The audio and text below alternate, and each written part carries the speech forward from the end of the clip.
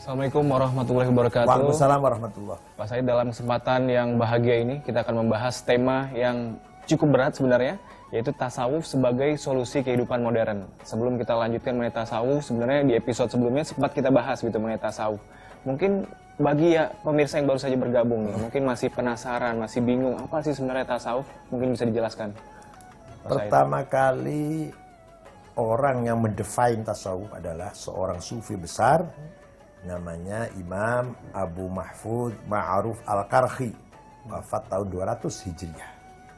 Orang pertama kali mendefinisikan, kalau amalannya sudah sebelumnya sudah berjalan, prakteknya. Nah, teori definisinya itu tahun 200 itu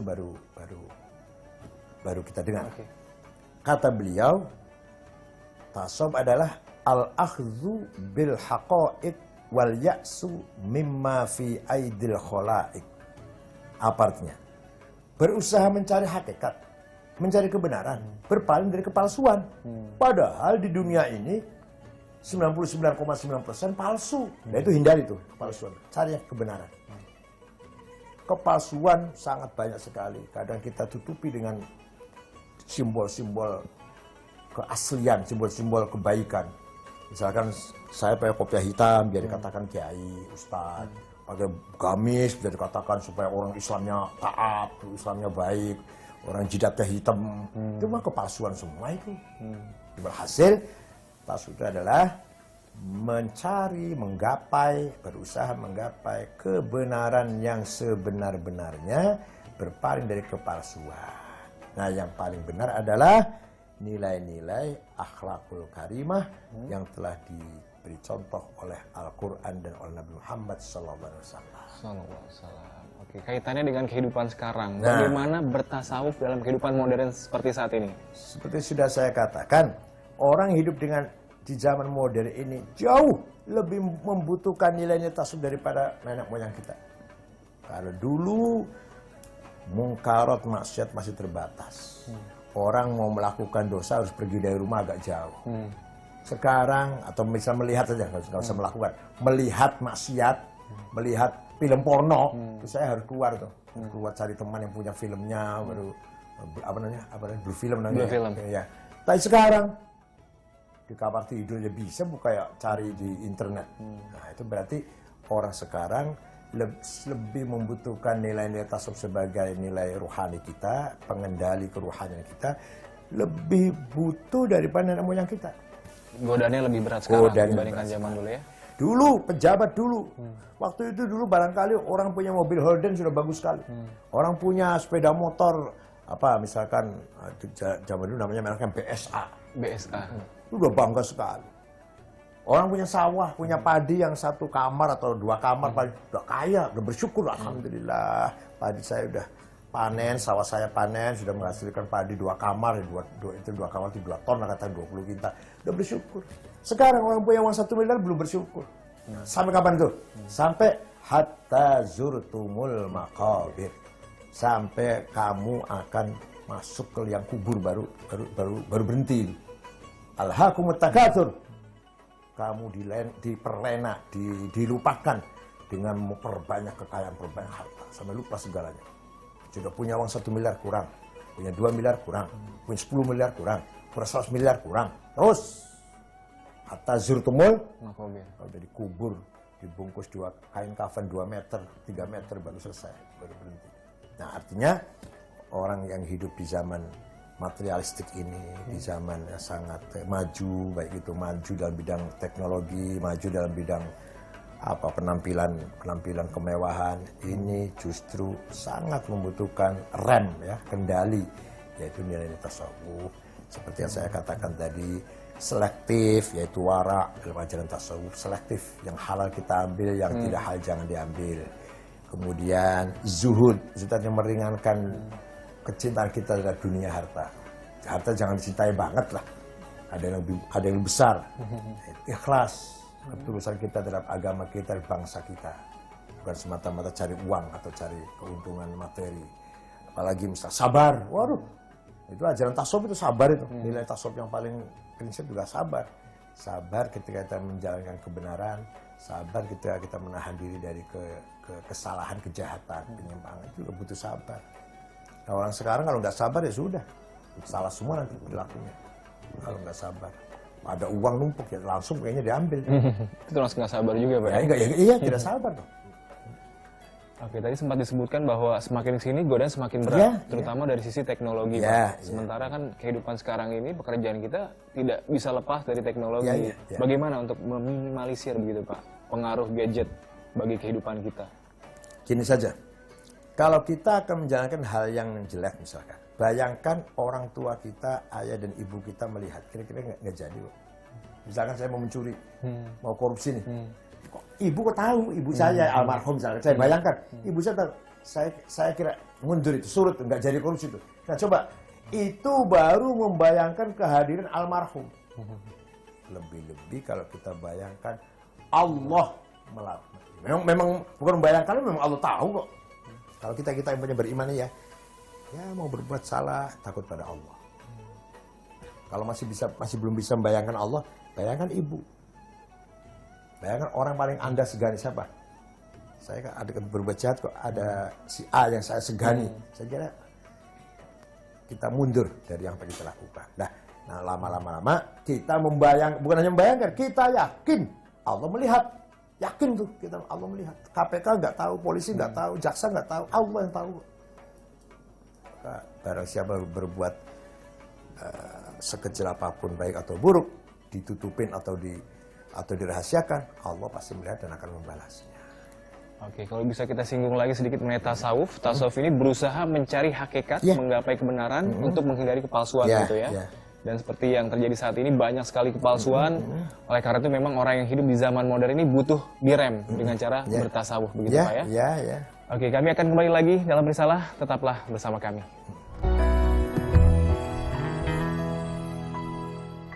Alhamdulillah, terima kasih Anda masih bersama kami di Risalah, masih bersama dengan Profesor Dr. Kiai Haji Said Akil Siraj, dan kami masih membicarakan mengenai tasawuf sebagai solusi kehidupan modern.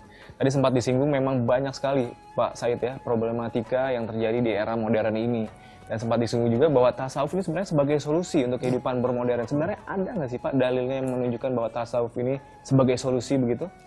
Orang yang sudah bertasawuf, pasti orang yang akan memilih kebenaran. Pasti gitu kan. Akan menghidupkan lagi mata hatinya. Mata hatinya sehingga menjadi orang itu mempunyai hati yang sempurna. Nah kalau sudah hatinya sempurna, hidup di tengah-tengah mungkarot, di tengah-tengah maksiat, di tengah-tengah kejahatan, dia nggak akan terpengaruh. Jadi kita ini hidup tengah-tengah luar biasa. Di luar kita ini ya narkoba, ya kekerasan seksual, ya pembunuhan, teroris, ya korupsi. Alhamdulillah kita nggak terpengaruh dengan itu semua. Masih punya rem kita ini. Minimal masih punya rem yang sangat rendah pun ya kalah. Tapi saya nggak menjadi teroris. Saya tidak korupsi. Saya tidak melakukan kekerasan seksual. Saya tidak narkoba. Alhamdulillah. Nah itu yang lebih kita butuhkan.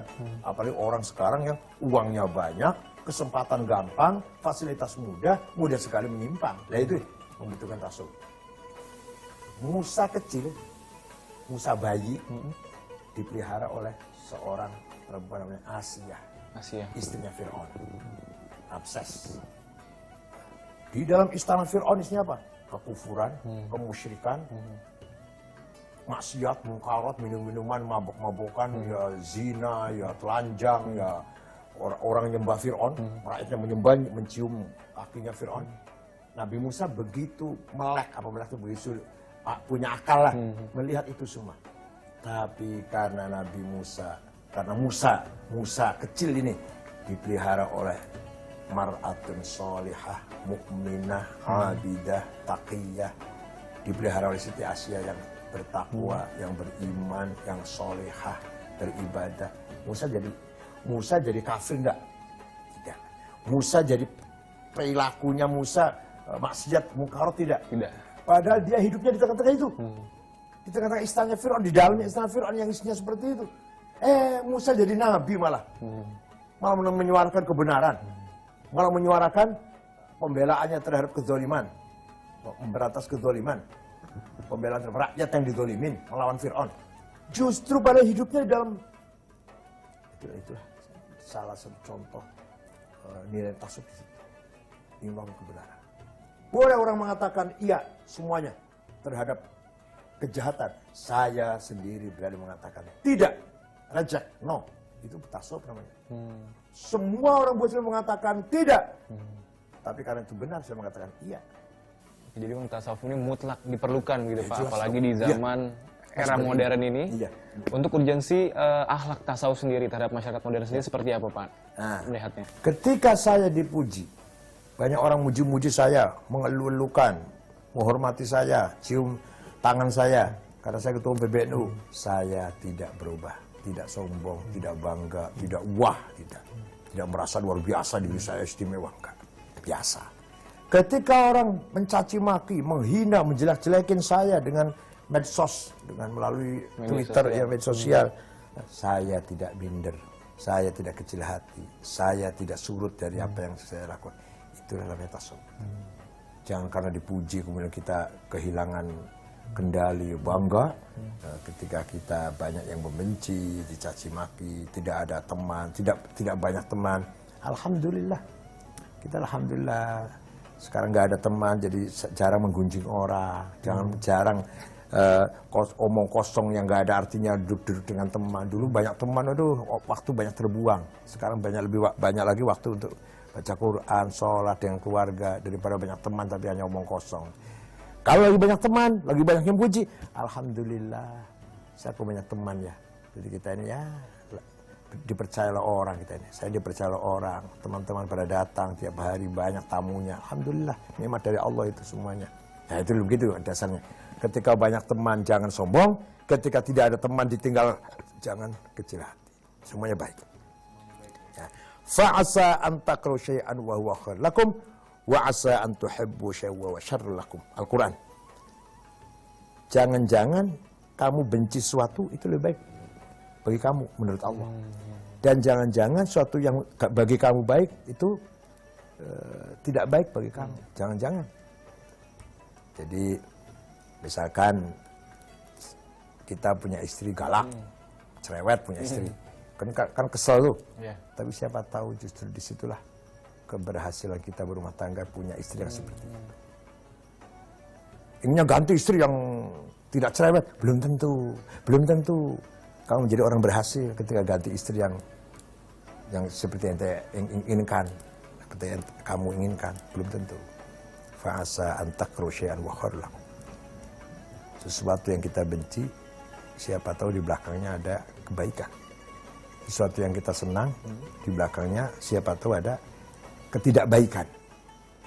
Ada kegagalan. Gitu kan.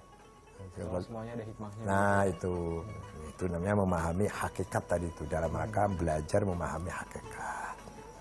Jangan hanya kulit. Jangan hanya lahir yang kita pahami. Harus kita hakikatnya harus kita tahu. Seperti ada guru saya, dosen saya di Mesir. Mau berangkat ada undangan, naik apa? Kalau di Mesir ada apa namanya? Tren ya, kayak kereta listrik itu.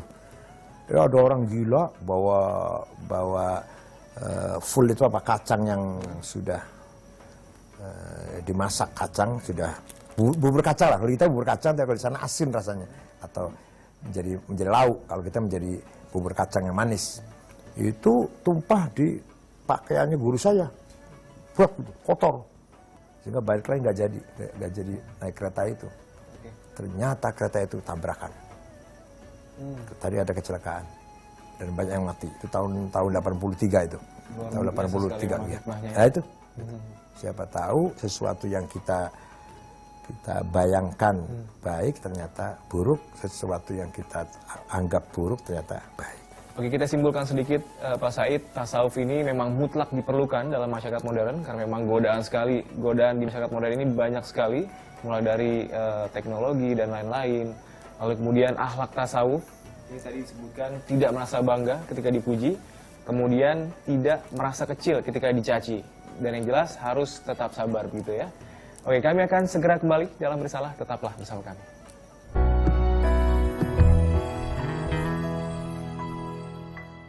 Kembali di Risalah, masih bersama dengan Profesor Dr. Kiai Haji Said Aqil Siraj selaku Ketua Umum PBNU, dan kami masih membahas mengenai tasawuf sebagai solusi masyarakat modern. Pak Said, masyarakat modern ini bisa dibilang mengalami krisis spiritual. Apakah tasawuf ini sebagai solusi alternatif terhadap masyarakat modern ini? Bahkan kalau saya boleh ngomong, satu-satunya solusi. Satu-satunya solusi utama artinya ya? Karena kita ini hidup di era yang sangat ekstrim, sehingga kita ini gelisah, resah kita ya. Sudah punya rumah masih kurang, sudah punya uang masih kurang, sudah punya mobil masih kurang bagus, kurang banyak, kurang apalah, semua kurang semuanya lah. Sudah punya rumah masih kurang. Ini sampai kapan? Itu kan menjadi kita resah. Iya kalau berhasil yang kita inginkan. Saya ingin punya rumah satu lagi, saya ingin punya mobil satu lagi. Ya kalau kecapean, kalau enggak jantungan. Saya udah punya, saya sudah jadi direktur, ingin jadi dirjen, jadi menteri. Ya kalau kecapean, kalau enggak jantungan itu. Oleh karena itu, ya kita harus usaha, apapun kita harus usaha. Tapi dengan dasar tasawuf, dengan dasar spiritualitas kita yang kuat, kita serahkan kepada Allah. Namanya tawakal. Tawakal. Kita sakit, atau anak kita sakit, istri kita sakit, kita berobat. Tapi jangan kalau nggak sembuh kemudian putus asa. Kesembuhan di tangan Allah, kita hanya ikhtiar. Kita cari maisha, cari rezeki, kerja pagi keluar, pulang sore. Rezekinya dibatasi Allah sekian. Nah, oleh karena itu pergumulan, persaingan yang sangat keras di era globalisasi ini, baik persaingan politik, persaingan bisnis. Kalau seorang tidak kembali ke tasawuf, mudah sekali stres, mudah sekali gila barangkali. Makanya mohon maaf. Banyak sekali pejabat yang akhirnya usia belum tua tapi sudah berpenyakitan jantung lah, sudah pasang ring lah, dan seterusnya lah. Tapi ada seorang kiai yang umurnya 93 tahun masih sehat, segar bugar, Kiai Maimun. Yang penasihat P3 itu, yang dari Jawa Tengah, 93 usianya. Matanya, pendengarannya, penglihatan, giginya masih utuh. Ada lagi Kiai Tolha Hasan, mantan Menteri Agama waktu zaman Gus Dur, 88 usianya. Masih sehat. Kita yang baru umur, ada yang 55 tahun, sudah bawa tongkat semua. Sudah diabetes lah, kolesterol lah. Karena apa? Ya barangkali kalau dijawab secara lahir sih, kira-kira dia kerja keras, maka dia hakikatnya bukan itu. Hakikatnya karena dia sering melupakan kebenaran, sering melupakan hakikat. Yang dikejar hanya kepalsuan, hanya kulit, hanya simbol yang dikejar, bukan hakikat. Padahal tasawuf itu adalah mencari hakikat. Nah, carilah hakikat dirimu sendiri.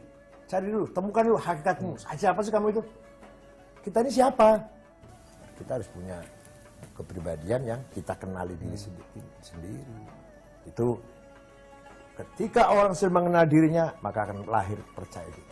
Ketika percaya diri, apapun yang terjadi is okay.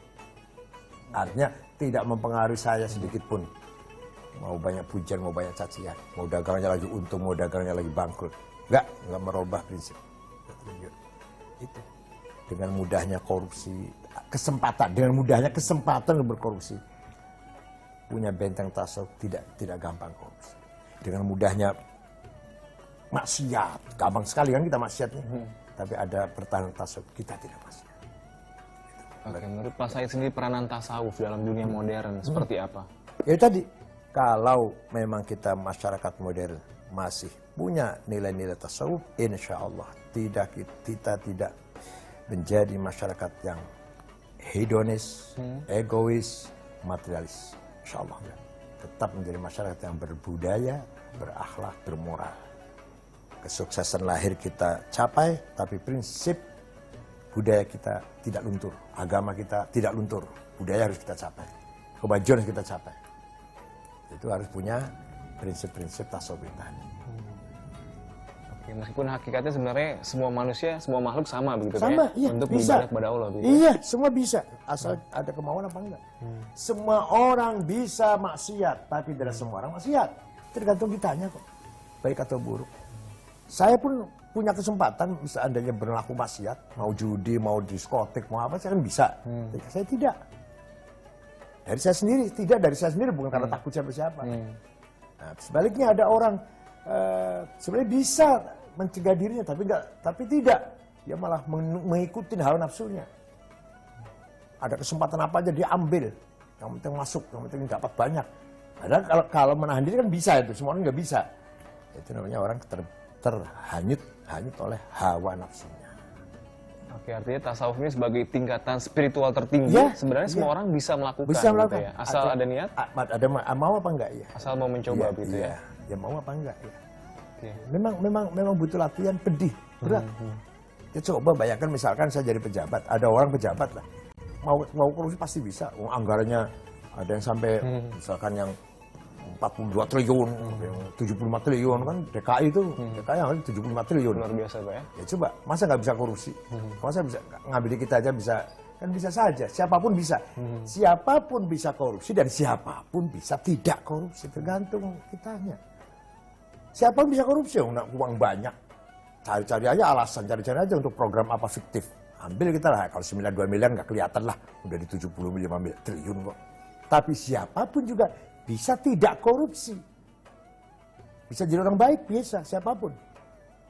Kalau kita punya pertahanan dengan nilai-nilai tasawuf ini. Kaitannya dengan pemerintah nih, Provinsi Iya, DKI iya. Jakarta. Apakah menurut Pak Said masih ada pemimpin yang memiliki sifat tasawuf ini? Pak Said? Mudah-mudahan ada sih, ada. Ya kita jangan ideal sekali, ideal 100% ya enggak, tapi ada lah orang masih baik, masih ada. DPR tidak semua jelek, walaupun banyak orang mencaci maki DPR. Polisi tidak semua jelek, walaupun banyak polisi yang tidak baik. Jaksa tidak semuanya jelek, walaupun jaksa kebanyakan mau disuap atau mau merekayasa tuntutan. Hakim tidak semua jelek, masih ada hakim yang baik. Saya tahu, masih ada yang baik.